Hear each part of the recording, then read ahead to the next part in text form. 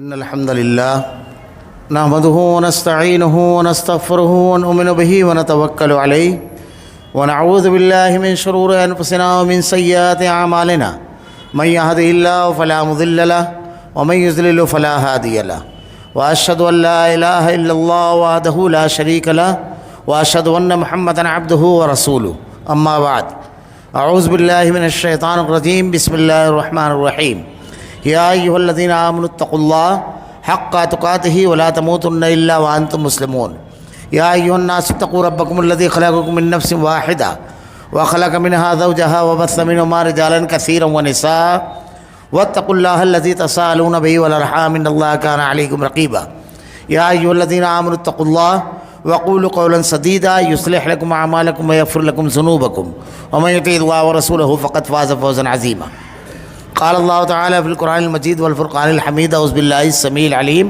من الشيطان الرجيم بسم الله الرحمن الرحيم الذين ينفقون في السراء والضراء والكاظمين الغيظ والعافين عن الناس والله يحب المحسنين والذين إذا فعلوا فاحشة أو ظلموا أنفسهم ذكروا الله فاستغفروا للذنوب ومن يغفر الذنوب إلا الله ولم يصروا على ما فعلوا وهم يعلمون اولئک جزاؤہم مغفرۃ من ربکم وجنات تجری من تحتہا الانہار خالدین فیہا ونعم اجر العاملین۔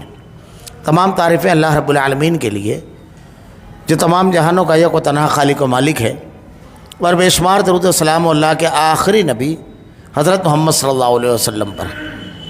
معزز حاضرین، اللہ رب العالمین نے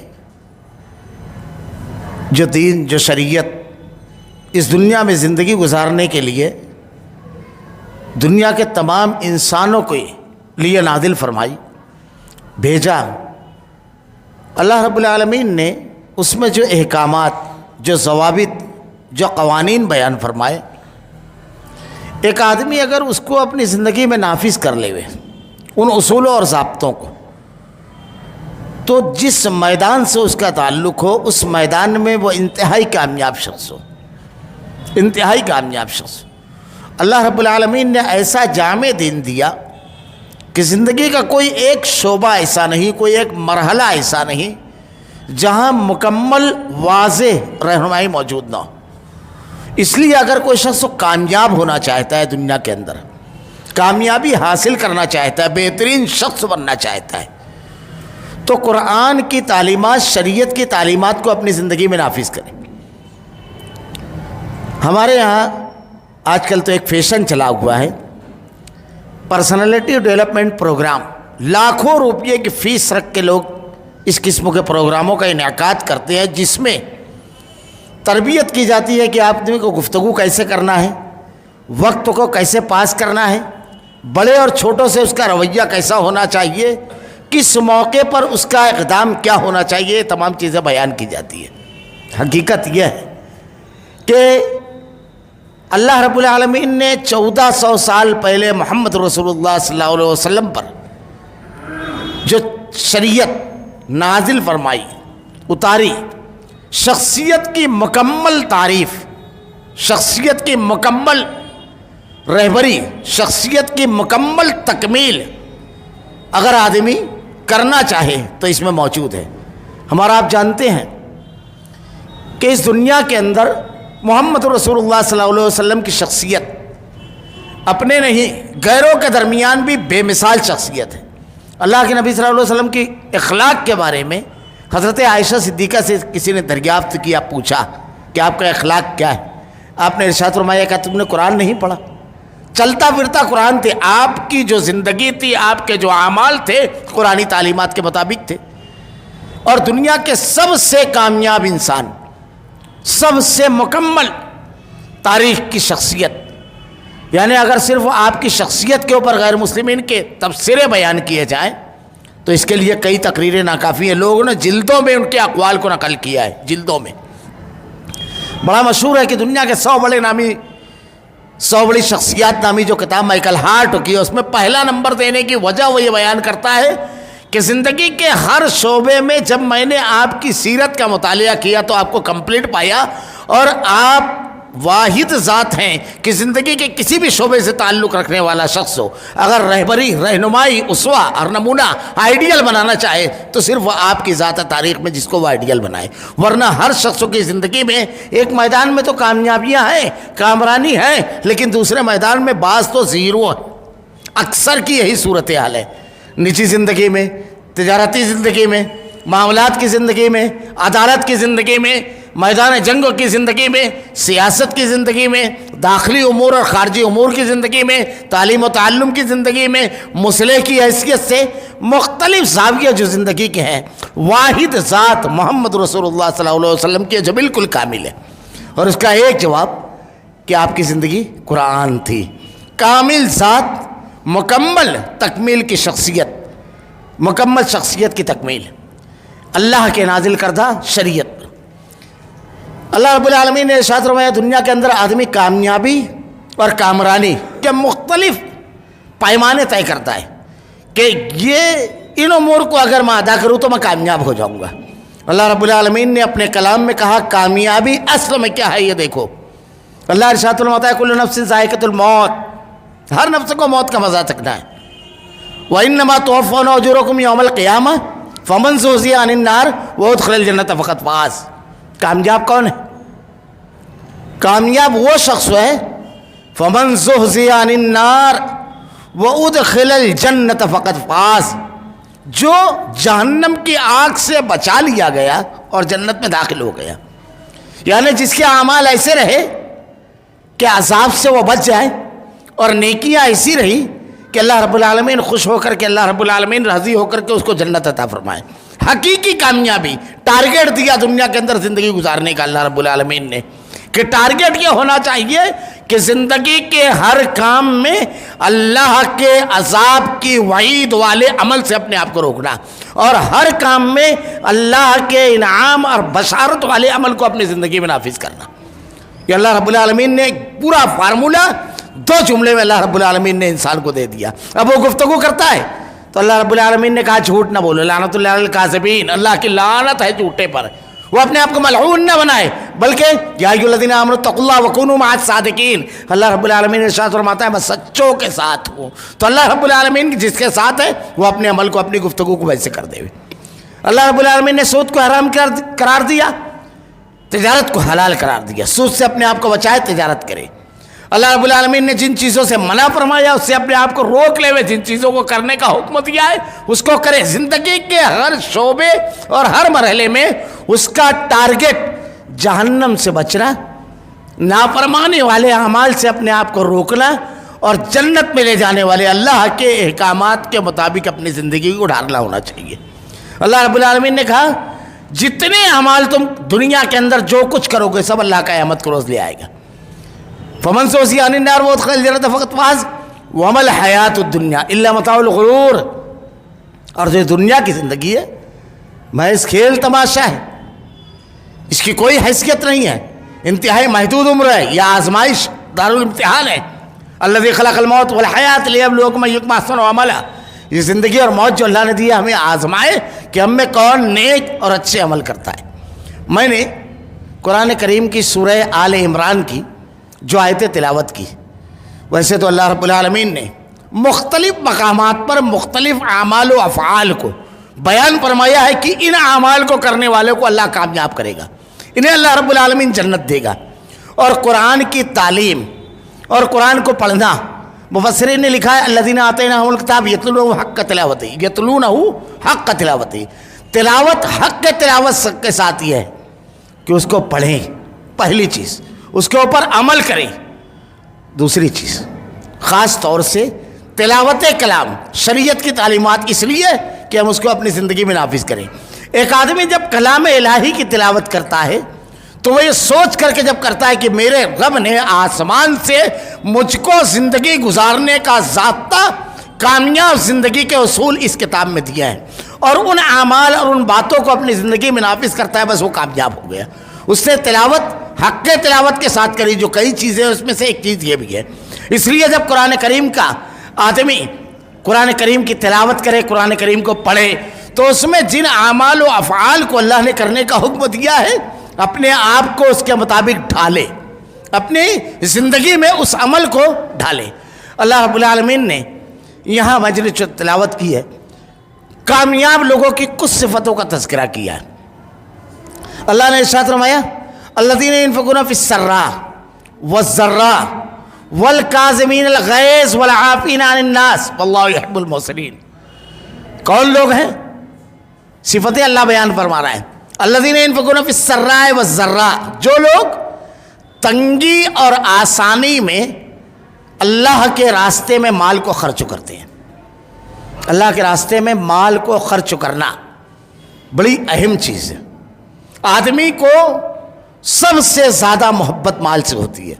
اللہ کے نبی صلی اللہ علیہ وسلم نے ارشاد فرمایا مال کا معاملہ ایسا ہے کہ آدمی کو اگر ایک وادی سونے کی مل جائے تو دوسرے کی تمنا کرے، قبر کی مٹی ہی اس کا پیٹ بھرتی ہے۔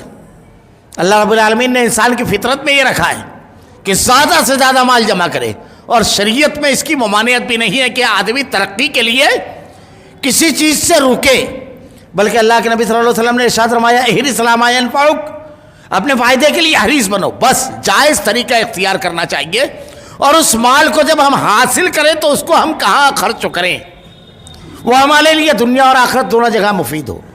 اللہ رب العالمین نے ارشاد فرمایا اہل ایمان کی صفتیں الذین ينفقون فی السراء والضراء، جو کشادگی اور تنگی دونوں حالتوں میں اللہ کے راستے میں مال کو خرچ کرتے ہیں۔ بہت زیادہ مال بھی ہے تو اللہ کے راستے میں خرچ کرنے ہیں، اپنے تمام شوق تمام تمناؤں کو پوری کرنا یہ ان کا ٹارگٹ نہیں ہے، بلکہ اللہ کی رضا اور خوشنودی۔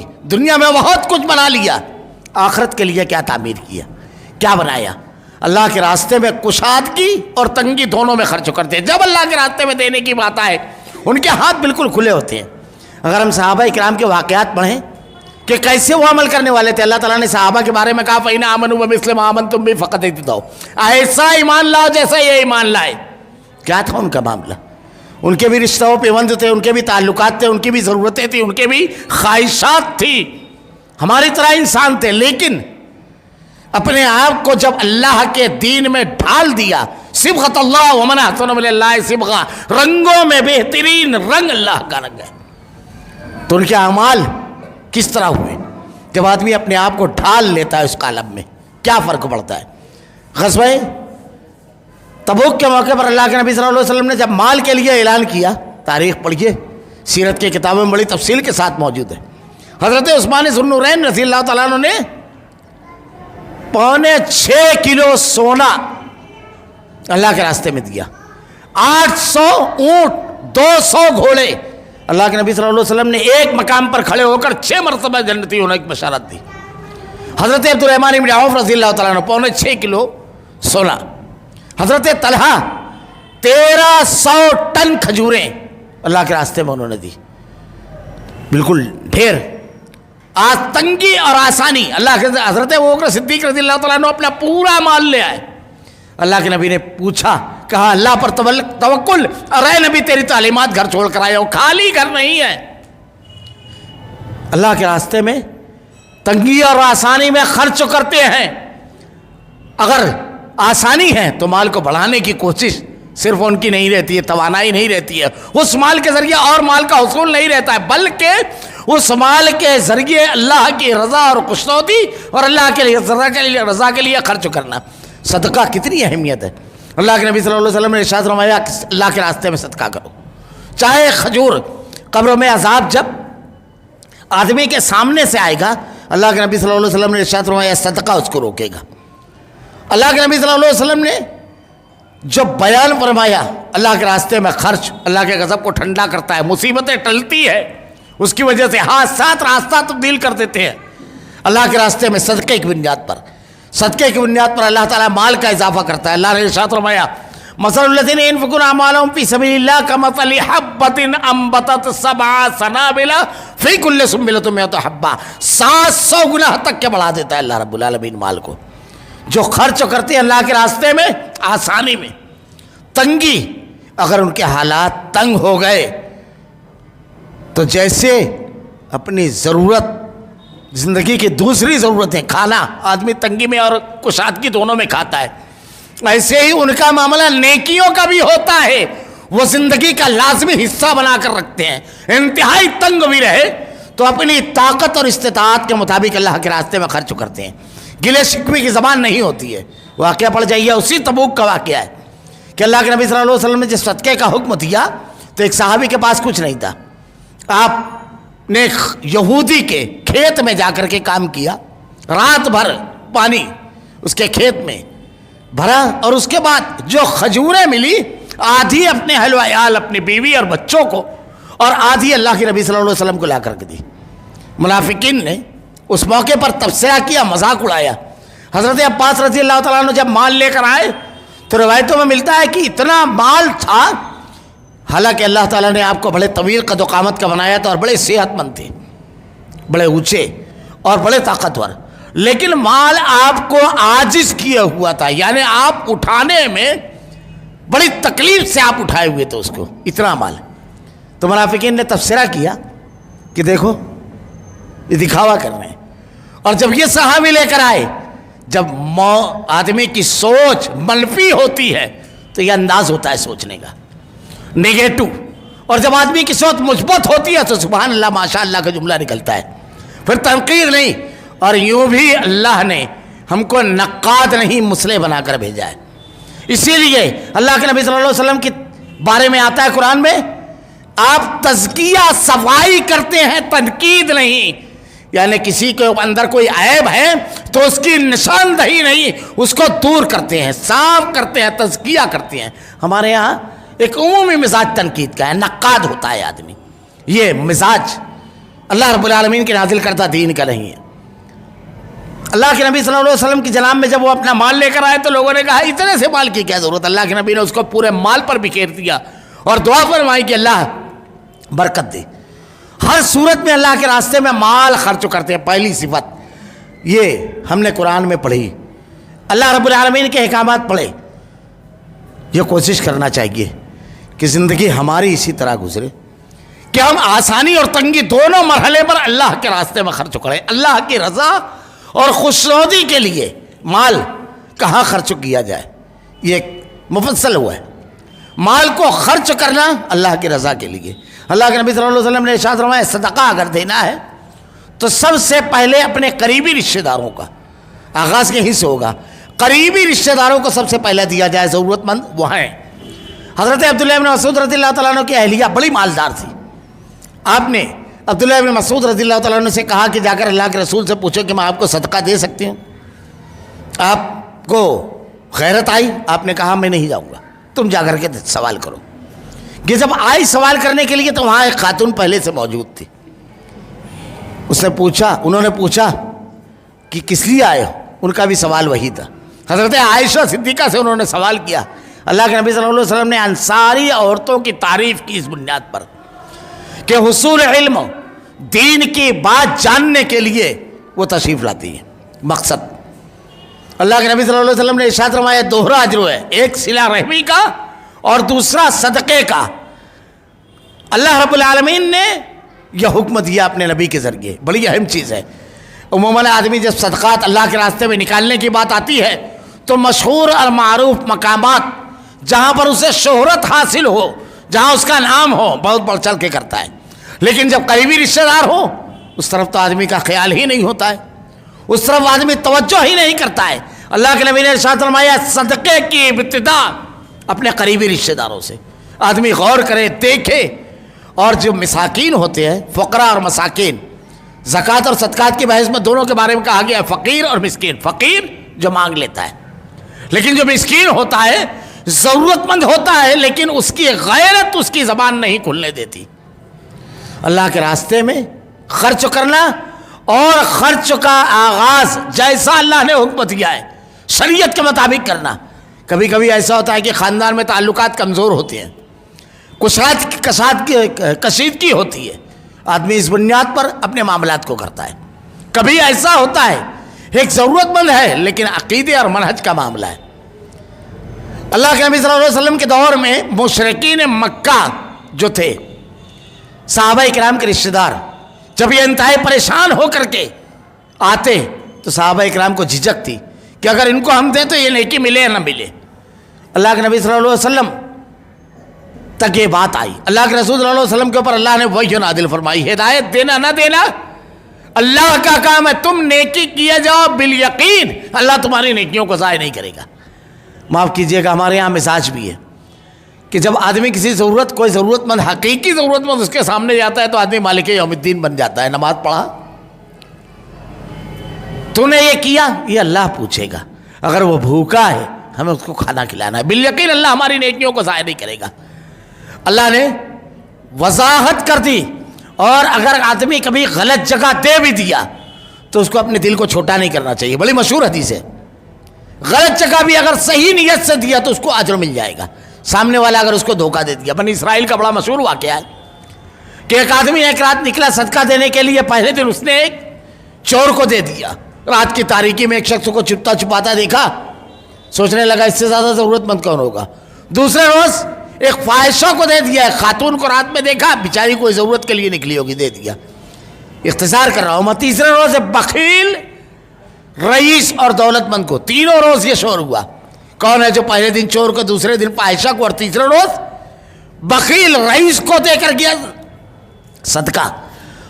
وہ اللہ سے کہتا ہے اللہ تو جانتا ہے میری نیت, میرا مقصد یہ تھا کہ حقیقی مستحق تک پہنچا دوں, لیکن غلط ہاتھوں میں چلا گیا. نتیجہ کیا ہوا؟ اللہ رب العالمین نے ان لوگوں کو ہدایت دی.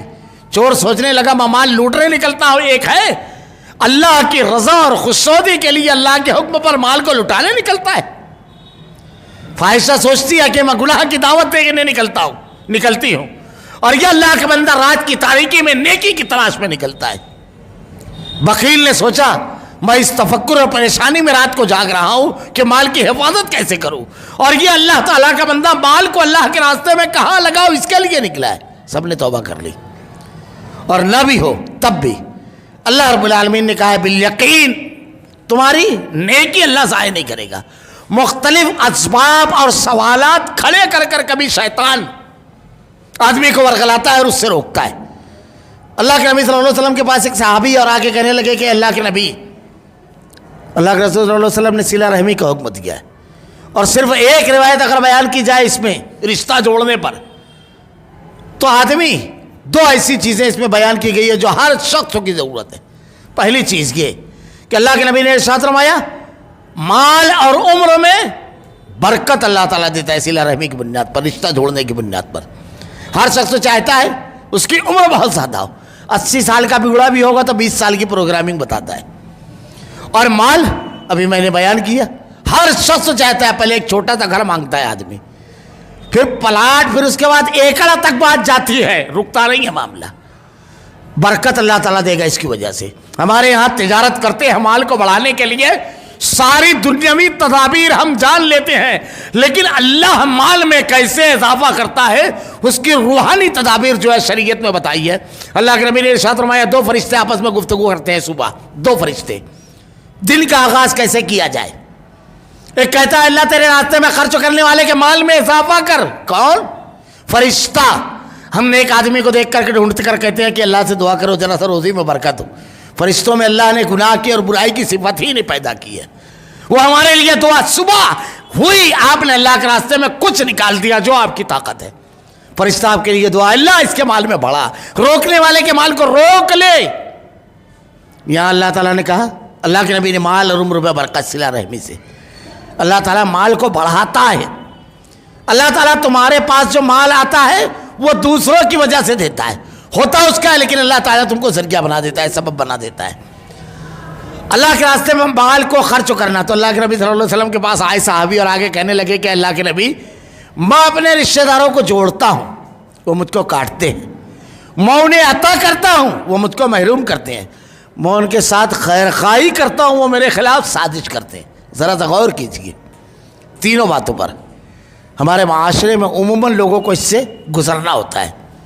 اور ایک بات ذہن نشین رہے, یہ رشتہ دار جو ہیں, اللہ کے نبی نے کہا جو تم سے کٹے تم اس سے جٹو, جو تمہیں محروم کرے تم اسے عطا کرو.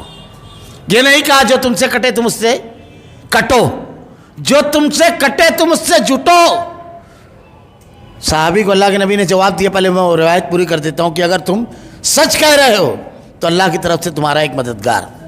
اللہ کے نبی نے جوڑنے کے لیے کہا ہے, काटने के लिए नहीं, किसी भी मरहले में ये जो रिश्ते हैं ये अल्लाह के अता की हुई हैं। एक रिश्ता है दुनिया में जो हम मनाते हैं, एक मियाँ और बीवी का, ये जो हमारे नाना मामू खाला चचा दादी दादी दादी दादा फूफी फूफा, ये रिश्ते अल्लाह के दिए हुए हैं। अल्लाह ने जैसा भी दिया है इसको कबूल करना, ये रब के दिए हुए हैं, ये हमारे बनाए हुए नहीं हैं। आदमी अपने बनाए हुए रिश्तों को बड़ी अच्छे लगते निभाता है, अल्लाह ने दिया, ये हमारे इख्तियार में नहीं था कि हम अपनी पसंद के ख़ानदान में पैदा हो जाएं, ये हमारे इख्तियार की चीज़ नहीं है। और ये सब जन्नत का सामान होते हैं। अगर वो बुराई कर रहे हैं आपको खैर करने का मौका मिला, अगर वो कमज़ोर हैं आप उनके साथ खैर खाही करें, अगर वो आपसे कटते हैं आपको इस हदीस पर अमल करने का मौका कि आप उससे जुटे। ये मामूली चीज़ें नहीं होती है, आजमाइश और इम्तिहान उसके लिए नहीं आपके लिए भी है कि आप कितने कामयाब हैं, आप कितना शरीयत पर अमल करें। अल्लाह ने कहा वला तस्तविल हसनत वला सय्य्या इदफा बिल्लती हिय अहसन फइज़ल लज़ी बैनका व बैनहु अदावा कान्नहु वलियुन हमीम। नेकी और गुनाह बराबर नहीं है, इसलिए बुराई का दिफा अच्छाई से करो, बुराई का जवाब अच्छाई से। बीमारी का इलाज बीमारी से अगर करेंगे मौत माशरा मर जाएगा, बीमारी का इलाज नेकी से करना, अल्लाह के रास्ते में खर्च करना। अल्लज़ीना यनफ़िक़ूना फ़िस्सर्रा वज़्ज़र्रा, तंगी में और आसानी में मामूल होना चाहिए। अल्लाह ताला ने माल बढ़ाने की जो कुरान हदीस में बयान किया है, जो उसूल हैं तिजारत के, वो माल कमाने के जो उसूल हैं, और फिर माल के बढ़ने के लिए जो अहादीस है, जो अमल है, वो करना चाहिए। अल्लज़ीना यनफ़िक़ूना फ़िस्सर्रा वज़्ज़र्रा वल काज़िमीनल ग़ैज़ वल आफ़ीना अनिन नास। बड़ी अहम चीज़ है गुस्सा, अपने गुस्से को पी जाते हैं। गुस्सा बड़ी ख़तरनाक चीज़ है। गुस्सा जब आदमी को आता है बड़ा अजीज़ होता है, छोड़ता ही नहीं है वो। आप उसको समझाइए बढ़ता चला जाता है। आदमी गुस्से को ऐसा लगता है बहुत महबूब रखता है, छोड़ता ही नहीं है, किसी सूरत में खुशी छूट जाएगी, गुस्सा नहीं छोड़ता है, इसको ज़ब्त तो करता है। वल काज़िमीनल ग़ैज़, ज़ब्त तो करता है, इख्तियार होता है पलट कर जवाब दे देवे। वल आफ़ीना अनिन नास, माफ़ कर देता है, बहुत बड़ी सिफत है माफ़ करना, ज़ब्त तो कर लेना, सब्र कर ले जाना, मामूली सिफत नहीं है। अल्लाह ताला ने कुरान में उसूल बनाया, अगर आपके साथ कोई ज़्यादती करे आप उतना ही बदला ले सकते हैं उनसे, लेकिन यहाँ एक उसूल याद रखना चाहिए, बार बार जहाँ भी बदले का हुक्म है वहाँ ये चीज़ बयान की गई है। बदला बिल्कुल उतना, ज़रा सा में ज़्यादा हुआ ये जुल्म हो गया। किसी ने आपको तमाचा मारा आहिस्ता से, आपने घूंसा मार दिया, ये बदला नहीं है, ये जुल्म है। इसीलिए सहाबाए किराम बदले से बदला नहीं लेते थे, जवाब नहीं देते थे, कहीं ज़्यादती ना हो जाए। मशहूर हदीस है हज़रत अबू मसूद रज़ियल्लाहु तआला अन्हु, ये दूसरे सहाबी हैं, बहुत माल था। इन्होंने अल्लाह के नबी से पूछा, अपने ग़ुलाम को मार रहे थे, अल्लाह के नबी ने इरशाद फरमाया कि जितना गलबा और इख्तियार तुमको इस ग़ुलाम पर है, इससे ज़्यादा गलबा और इख्तियार अल्लाह को है। फिर सहाबी का ये सवाल कि अल्लाह के नबी हमारे कुछ ग़ुलाम हैं गलती करते हैं, उनको कुछ सज़ा देता हूँ मैं, तो क्या इस पर भी बास पुरुष होगी? कहा हाँ, अगर जितनी गलती है उतनी सज़ा तो कोई बात नहीं, मामला बराबर बराबर, और अगर तुमने ज़्यादती की है तो तुमको जवाब देना है। रोने लगे, कहा अल्लाह के सामने खड़ा हो करके मुझको खड़ा किया जाए, मैं सवाल जवाब करो, गुलाम को आज़ाद कर दिए। ये बहुत अहम चीज़ है, बदले का है। और अगर आदमी माफ़ कर देवे तो छोड़ा नहीं क्या उसने, अल्लाह ने इरशाद फरमाया अल्लाह के यहाँ उसका अजर तय है, अल्लाह उसका बदला देगा उसको, अगर उसने माफ़ कर दिया, दरगुजर कर दिया। बहुत अहम चीज़ है। वल काज़िमीनल ग़ैज़ वल आफ़ीना अनिन नास। देखिए माल का सही इस्तेमाल, अपनी शख्सियत पर हद दर्जा कंट्रोल। वल काज़िमीनल ग़ैज़, जो गुस्से को काबू कर गया वो अपने आप को काबू कर गया, शख्सियत अपनी पूरी संभाल ले गया। साहबा के वाक़यात पढ़िए, माफ़ करने वाले, ज़ब्त तो करने वाले कैसे थे। हज़रत अब्दुल्ला बिन हुज़ाफ़ा रज़ियल्लाहु तआला अन्हु का बड़ा मशहूर वाक़या है, और काँप जाती है रूह कि अल्लाह ने कैसा ज़ब्त दिया था, तसव्वुर से आदमी काँप जाता है। ग़ज़वा बद्र में आदमी फ़ौरन इंतकाम पर आ जाता है, कुछ नहीं देखता है। ग़ज़वा बद्र में, ग़ज़वा उहद में माफ़ कीजिएगा, जब अल्लाह के नबी सल्लल्लाहु अलैहि वसल्लम की शहादत की खबर उड़ी और यह खबर जब मदीना पहुंची تو کافی لوگ مدینہ سے آئے, غزوے میں شریک ہوئے. اسی میں حضرت حنظلہ جو غسل الملائکہ ہے وہ بھی, اسی روز ان کی شادی ہوئی تھی. غسل کرنے بیٹھے, پورا غسل نہیں ہوا تھا, یہ خبر آئی, تلوار اٹھائی اور میدان جنگ میں گئے اور شہید ہو گئے. اسی میں حضرت حذیفہ رضی اللہ تعالیٰ عنہ کے والد محترم حضرت یمان تھے. تاریخ پڑھیے, سیرت پڑھیے. میدان جنگ میں جب آپ داخل ہوئے تو افراتفری کا عالم تھا, کیونکہ وردیاں نہیں تھیں, تلواریں ایک دوسرے کے اوپر چلی, کیونکہ ایک آواز آئی کہ لوگوں پیچھے, تو اگلی سب پچھلے سب سے مقابلہ آرا ہو گئی. اسی دوران جب حضرت یمان میدان میں جنگ میں داخل ہوئے, حضرت حذیفہ رضی اللہ تعالیٰ عنہ کی نظر پڑی اپنے والد پر. صحابہ کرام نے سمجھا یہ ضبط, صحابہ کرام نے سمجھا کہ یہ مقابل لشکر کے ہیں, تلواروں پر ان کو رکھ لیا. حضرت یمان رضی اللہ تعالیٰ عنہ, حضرت حذیفہ رضی اللہ تعالیٰ عنہ کہتے رہے کہ لوگوں رک جاؤ, یہ میرے والد محترم, یہ میرے والد یمان ہیں.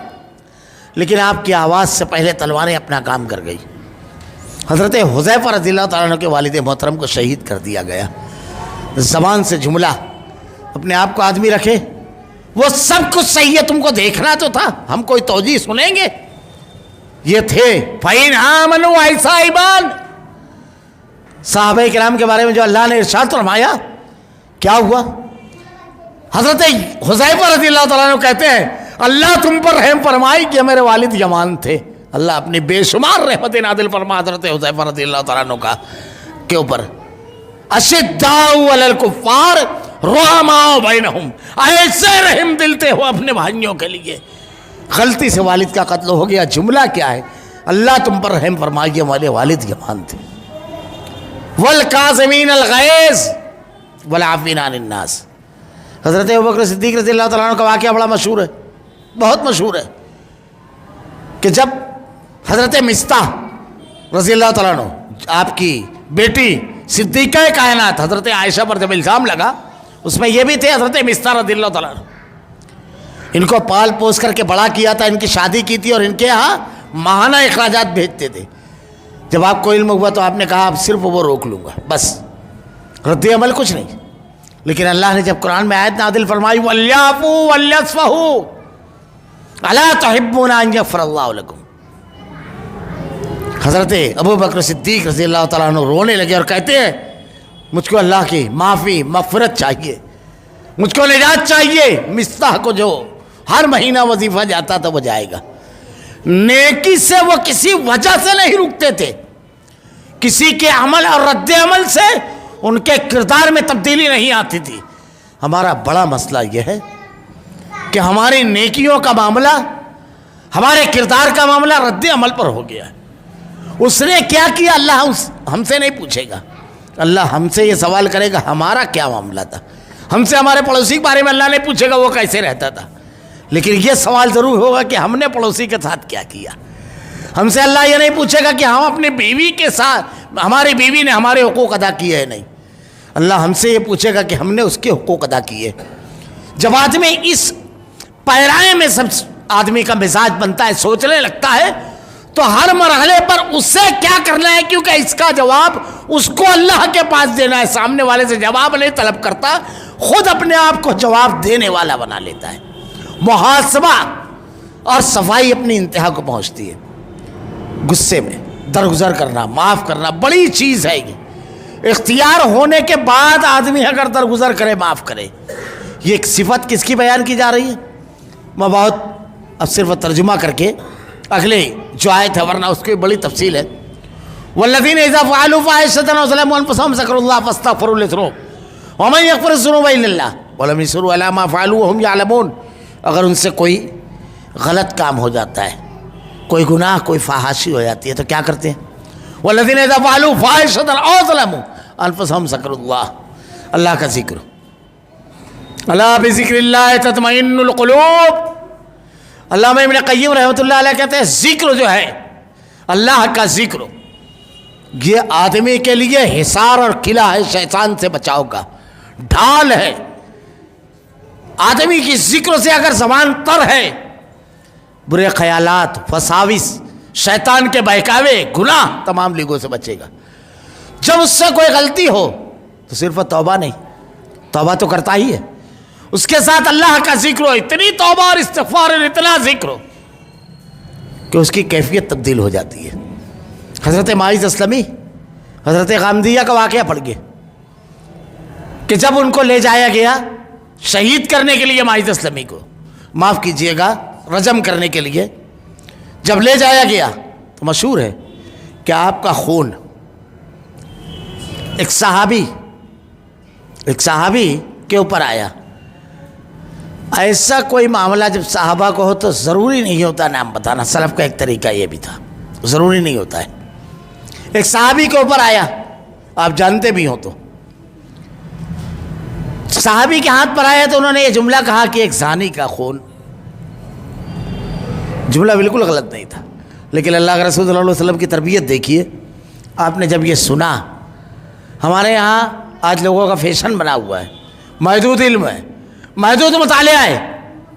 امیر معاویہ رضی اللہ تعالیٰ عنہ، حضرت عثمان ذو النورین رضی اللہ تعالیٰ عنہ، یزید، مغیرہ بن شعبہ، عمرو بن عاص، سعد بن ابی وقاص، دیگر صحابہ اکرام پر حضرت خالد بن ولید رضی اللہ تعالیٰ عنہ تبصرہ کر رہے ہیں۔ معاف کیجئے گا، یہ مزاج نبوت کی تربیت یافتہ افراد نہیں ہیں۔ اللہ کے نبی کی جو تربیت تھی، صحابہ اکرام کی پوری زندگی اٹھا کر دیکھیے، سیرت پڑھیے، یہ رافضیت کا مزاج ہے۔ اللہ کے رسول صلی اللہ علیہ وسلم کے دور میں حاتب ابن ابی بلتہ رضی اللہ تعالیٰ عنہ، کتنی بڑی غلطی ہوئی، آپ نے باقاعدہ لیٹر لکھا مکہ۔ حضرت عمر رضی اللہ تعالیٰ عنہ کہتے ہیں اللہ کے نبی حکم دیجئے کہ میں اس کی گردن مار دوں، آپ نے ارشاد فرمایا نہیں، یہ بدر کے شرکا میں سے۔ اس کے بعد تاریخ اٹھا کر دیکھیے، ایک واقعہ آپ نہیں بتا سکتے کہ کسی نے آپ کو مخبر کہا ہو، ایک واقعہ، ایک صحابی نے۔ صحابہ کرام کی غلطیوں پر صحابہ نے کبھی نہیں، لیکن نیکیاں ابھاری گئی۔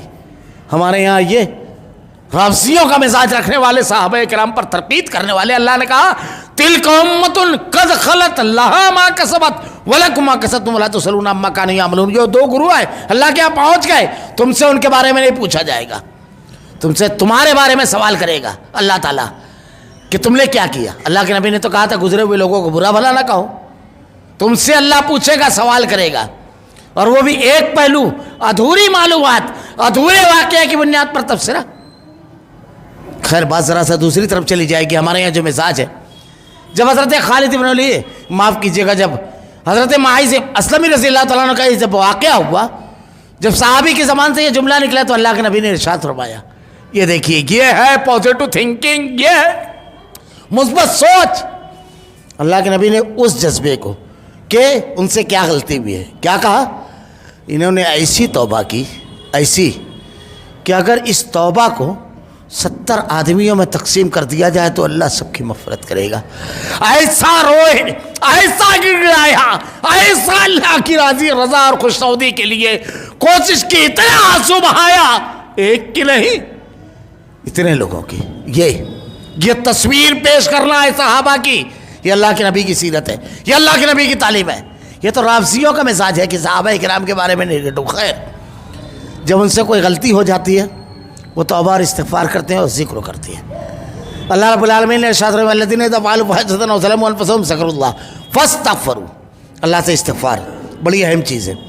اللہ تعالیٰ ارشاد فرماتا ہے اگر غلطی سے کوئی گناہ اور غلطی ہو جائے اور آدمی جہالت کی بنیاد پر، انما التوبۃ علی اللہ للذین یعملون السوء بجہالۃ ثم یتوبون من قریب فاولئک یتوب اللہ علیہم وکان اللہ علیما حکیما۔ آدمی اگر توبہ اور استغفار کرتا ہے، وَلَيْسَتِ التَّوْبَةُ لِلَّذِينَ يَعْمَلُونَ السَّيِّئَاتِ حَتَّى إِذَا حَضَرَ أَحَدَهُمُ الْمَوْتُ، نرخرے میں موت آنے سے پہلے، سکرات سے پہلے اگر توبہ کر لے ہوئے، سکرات میں نہیں۔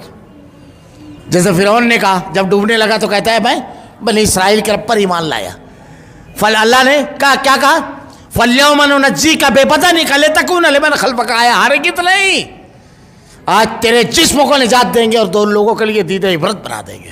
اس وقت تو کہ نہیں، توبہ کر لے۔ اللہ کے نبی نے ارشاد فرمایا آدمی اگر گناہ کرتا ہے اور اللہ کی جناب میں اپنے ہاتھوں کو اٹھاتا ہے اور 2 قطرے آنسو بہاتا ہے، اللہ کو بڑی غیرت آتی ہے، اللہ اس کے ہاتھوں کو خالی نہیں لوٹاتا۔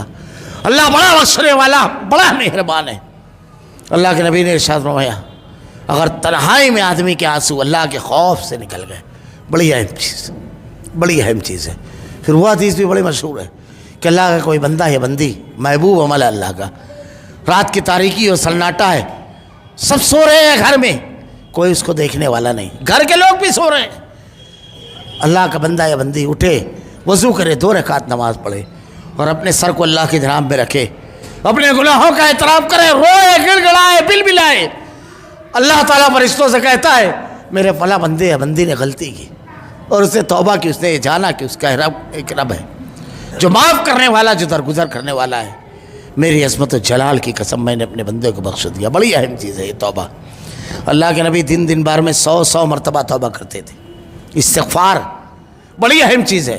ہمارے یہاں ایک مزاج لوگوں کا ہے کہ بس خاص موقع پر استغفار کی اہمیت ایک چیز سے اندازہ لگائیے کہ ہم جب نماز سے فارغ ہوتے ہیں تو نماز سے فارغ ہونے کے بعد جو اللہ کے نبی نے ہم کو دعا بتائی ہے، اللہ اکبر، استغفر اللہ استغفر اللہ استغفر اللہ، ہم نے نماز پڑھی اور استغفار کرنا ہے۔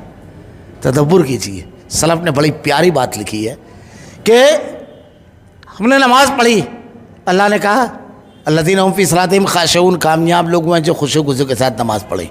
اللہ کے نبی نے کہا تم اس طرح پڑھو کہ تم اللہ کو دیکھ رہے ہو، اگر یہ نہیں تو اللہ تم کو دیکھ رہا ہے۔ بڑا آدمی بھی کوئی دیکھنے لگتا ہے تو نماز بدل جاتی ہے، خالق ارض و سما کے دیکھنے کا تصور ہوگا تو نماز الگ ہی ہوگی۔ اب کس میں کتنی کمی اور زیادتی ہوئی۔ عشاء کی نماز 4 رکعت ہم نے پڑھی، سلام پھیرا، اور اللہ تو نے فرض 4 رکعت پڑھنے کا حکم دیا تھا، جیسے ہی پوری ہوئی اس کی پہلے بڑائی بیان کی اور اس کے بعد کہا استغفر اللہ استغفر اللہ، اے اللہ جو بھی کمی رہ گئی ہے اللہ معاف فرما، اے اللہ معاف فرما رب العالمین، میں نے تو ادا کیا، اب اس میں جو بھی کمی رہ گئی ہے اللہ استغفر اللہ استغفر اللہ استغفر، 100 بار استغفار کیا کرتے تھے۔ بڑی اہم چیز ہے یہ صفت ہے جس میں آ گئی۔ اللہ تعالیٰ نے ان کے بارے میں کیا کہا؟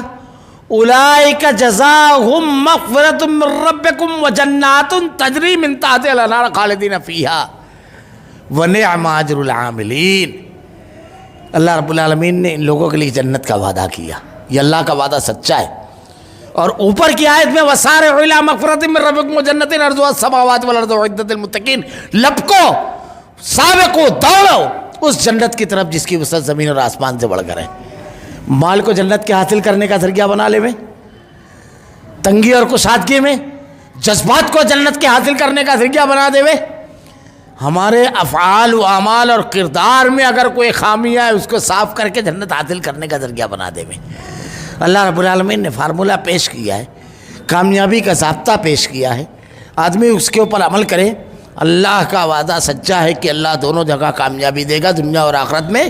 اللہ رب العالمین سے دعا ہے کہ رب العالمین تیری نازل کردہ احکامات کو ہمارے عمل میں ڈالنے کی ہمیں توفیق دے۔ اور اللہ تو ہدایت دینے والا ہے، تو توفیق دینے والا ہے رب العالمین، ہم تیرے بڑے کمزور بندے ہیں، اللہ ہم کو ہدایت دے رب العالمین، ہم کو توفیق دینے کی یا کرنے کی رب العالمین۔ اللہ گناہ سے دلوں میں نفرت پیدا فرما، نیکیوں سے محبت پیدا فرما، جنت میں لے جانے والا اعمال کرنے کی توفیق، جہنم میں لے جانے والے اعمال سے ہم کو دور کر دے رب العالمین، ہم بڑے کمزور بندے ہیں۔ اللہ تیرے کلام کی آیتیں اور تیرے نبی کی حدیث کو ہمارا کردار و عمل بنا دے، ہمارا خاتمہ ایمان پر فرما۔ ربنا لا تزغ قلوبنا بعد إذ هديتنا وهب لنا من لدنك رحمة إنك أنت الوهاب۔